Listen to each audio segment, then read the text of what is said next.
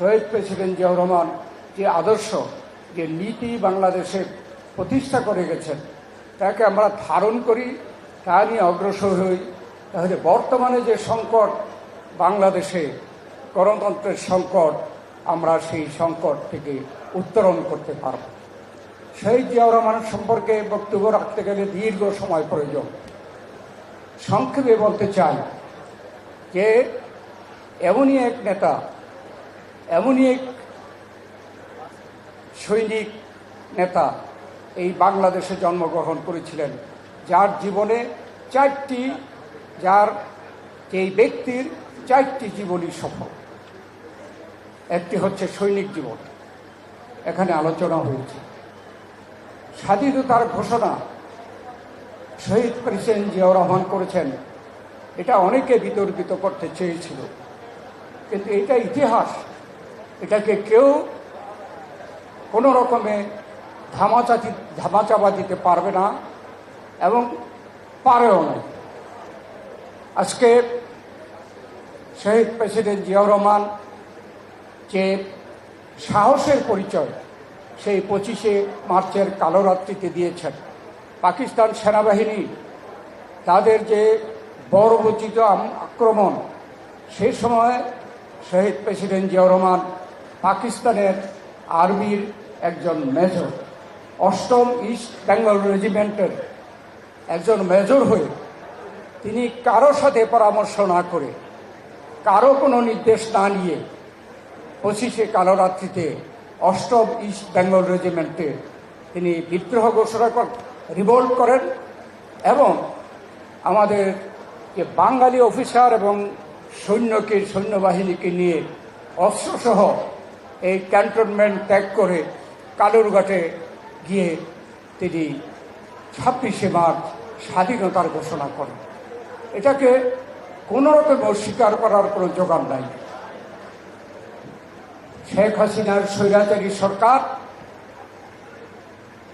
তারা চেষ্টা করেছে, কিন্তু এদেশের মানুষকে তারা যেটা বিশ্বাস করে, যেটা ইতিহাস, তা থেকে বিচ্যুত করতে পারেনি।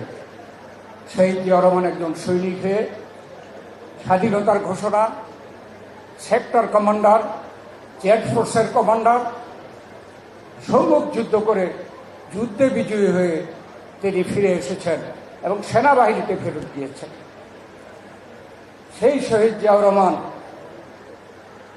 সৈনিক হিসাবে, যেখানে একজন সৈনিক দেশমাতৃকার জন্য যুদ্ধ করতে পারলেই তার জীবন সফল বলে মনে করেন, সেখানে জিয়াউর রহমানের সৈনিক জীবন অত্যন্ত সফল। এবং এই সফল সৈনিক জীবন এদেশের মানুষের মনে তার নাম গাঁথা ছিল বলে, যখন আওয়ামী লীগের নিজেদের মধ্যে অন্তর্দ্বন্দ্বের কারণে বিপ্লব প্রতিবিপ্লব হচ্ছিল এবং সর্বশেষ 3রা নভেম্বর 1975 একজন ব্রিগেডিয়ার সে নিজে স্বঘোষিত মেজর জেনারেল হয়ে সেনাপ্রধান হয়েছিল এবং তখন সেনাপ্রধান জিয়াউর রহমানকে তার বাসভবনে বন্দী করেছিল।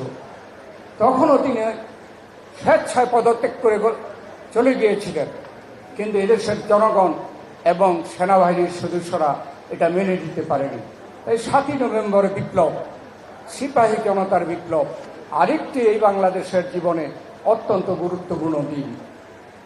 তার মাধ্যমে শহীদ প্রেসিডেন্ট জিয়াউর রহমান দেশে ক্ষমতার কেন্দ্রবিন্দুতে আসেন এবং পর্যায়ক্রমে তিনি নির্বাচনের মাধ্যমে প্রথম নির্বাচিত প্রেসিডেন্ট হিসাবে জিয়াউর রহমান এই দেশ পরিচালনা করেন। সমাজতান্ত্রিক সংবিধানের সমাজতান্ত্রিক অর্থনীতিকে পরিবর্তন করে মুক্তবাজার অর্থনীতির পথ দেখিয়ে গেছেন। ধর্মনিরপেক্ষতা ছিল, সেই ধর্মনিরপেক্ষতা থেকে পরিবর্তন করে আল্লাহর উপরে বিশ্বাস এবং সকল ধর্মের সমান অধিকার প্রতিষ্ঠা করে গেছেন। কৃষি বিপ্লব, শ্রমিক বিপ্লব, অনেক ক্ষেত্রে বিপ্লব সাধন করে বাংলাদেশকে স্বয়ংসম্পূর্ণ এবং উন্নত দেশ হিসাবে পরিচিত করার জন্য তিনি পদক্ষেপ গ্রহণ করেছেন। 19 দফা কর্মসূচি দিয়ে তিনি গণভোটের মাধ্যমে তার জনগণের মতামত নিয়ে এদেশে উন্নয়নের পথ তিনি প্রদর্শন করেছেন। আজকের অর্থনীতিতে এই রেমিটেন্স, শ্রমিকদের যে অর্জন, এবং যে পোশাক শিল্পের যে অর্জন, এই শুরু কিন্তু জিয়াউর রহমান করেছে। এইভাবে বলতে গেলে অনেক কিছু। তিনি যে একজন সফল রাষ্ট্রপতি ছিলেন তার প্রমাণ হলো জানাজাতে যে পরিমাণ মানুষ সেদিন উপস্থিত হয়েছিল, দেশে বিদেশে সকল পত্রিকায় মন্তব্য করেছে এর আগে কোনো মুসলিম রাষ্ট্রনায়কের জানাজায় এত মানুষ হয়নি। আমি নিজে যেহেতু সেই সময় জিয়াউর রহমানের সাথে রাজনীতি করি, ৭৯ সন থেকে সরাসরি ওনার ছাত্র বিষয়ক সম্পাদক হিসাবে আমি সব কিছু দেখেছি। আমি বলতে পারি আমি যেই জানাজা দেখেছি, অতীতে এই ধরনের জানাজা হয় নাই। এর পরের থেকে বাংলাদেশ কেন পৃথিবীর কোথাও কোনো মুসলিম রাষ্ট্রনায়কের জানাজা এত বড় জানাজা হয়নি। অতএব এটাও প্রমাণিত উনি রাষ্ট্রনায়ক হিসাবে একজন সফল রাষ্ট্রনায়ক।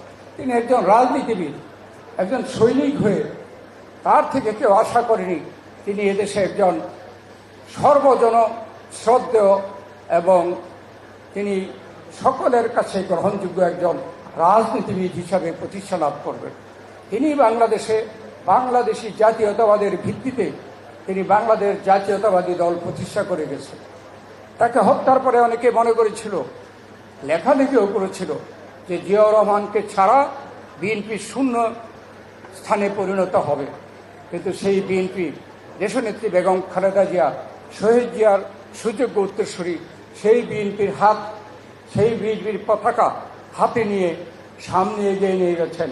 এদেশের মানুষ বেগম খালেদা জিয়াকে তিনবার নির্বাচিত প্রধানমন্ত্রী হিসাবে দেশের মানুষ প্রতিষ্ঠা করেছেন। দেশনেত্রী বেগম খালেদা জিয়াকে এবং বিএনপিকে, তারেক রহমানকে সম্পূর্ণভাবে ধ্বংস করে দেওয়ার জন্য শেখ হাসিনা এদেশে এই আমাদের বিরুদ্ধে, দেশনেত্রীর বিরুদ্ধে, তারেক রহমানের বিরুদ্ধে সকল সিনিয়র নেতা থেকে শুরু করে আমাদের তৃণমূল নেতা পর্যন্ত সকলকে মিথ্যা মামলায় জর্জরিত করে নির্যাতিত করেছেন। কিন্তু বিএনপিকে দমানো যায়নি। আজকে যিনি নেতৃত্ব দিচ্ছেন আমাদের ভারপ্রাপ্ত চেয়ারম্যান, শহীদ প্রেসিডেন্ট জিয়াউর রহমানের যোগ্য সন্তান, বেগম খালেদা জিয়ার যোগ্য সন্তান তারেক রহমান, আজকে বাংলাদেশকে গণতন্ত্র পুনরায় প্রতিষ্ঠা করার জন্য এই ঐতিহ্যবাহী দল, যে দলের প্রতিষ্ঠাতা এদেশে বাকশাল হত্যা করে, বাকশাল বাতিল করে বহুদলীয় গণতন্ত্র প্রতিষ্ঠা করেছিলেন, যে নেত্রী, দেশনেত্রী এই বিএনপির চেয়ারপারসন বেগম খালেদা জিয়া এরশাদ সরকার স্বৈরাচারকে পতন ঘটিয়ে এদেশে সংসদীয় গণতন্ত্র প্রতিষ্ঠা করেছেন, এবং তাদের সন্তান তারেক রহমান এদেশে পরিপূর্ণভাবে গণতন্ত্র, এদেশের মানুষের অধিকার প্রতিষ্ঠা করে জনগণের নির্বাচিত সরকার, এবং সেই সরকারের মাধ্যমে এখানে ৩১ দফা সংস্কার কর্মসূচি বাস্তবায়ন করে আমরা এদেশকে একটি স্বনির্ভর, উন্নত এবং সারা বাংলাদেশে, সারা পৃথিবীতে একটি মর্যাদাপূর্ণ দেশ হিসাবে প্রতিষ্ঠা করার জন্য আমরা অগ্রসর হচ্ছি। আজকে শহীদ প্রেসিডেন্ট জিয়াউর রহমানের শাহাদাত দিবসে আমরা বলতে চাই, শহীদ জিয়ার রাজনীতিকে ধারণ করে বেগম খালেদা জিয়ার নেতৃত্বকে আমরা শ্রদ্ধা জানিয়ে আজকে ভারপ্রাপ্ত চেয়ারম্যান তারেক রহমানের নেতৃত্বে আমরা এদেশের জনগণের প্রত্যাশা গণতন্ত্র প্রতিষ্ঠা করব। সেই জন্য আমাদেরকে প্রস্তুতি গ্রহণ করতে হবে, সে আহ্বান জানিয়ে আমি আমার বক্তব্য শেষ করছি। আল্লাহ হাফেজ। বাংলাদেশ জিন্দাবাদ, বাংলাদেশ জাতীয়তাবাদী দল জিন্দাবাদ, শহীদ জিয়া অমর হোক, দেশনেত্রী বেগম খালেদা জিয়া জিন্দাবাদ, ভারপ্রাপ্ত চেয়ারম্যান তারেক রহমান জিন্দাবাদ।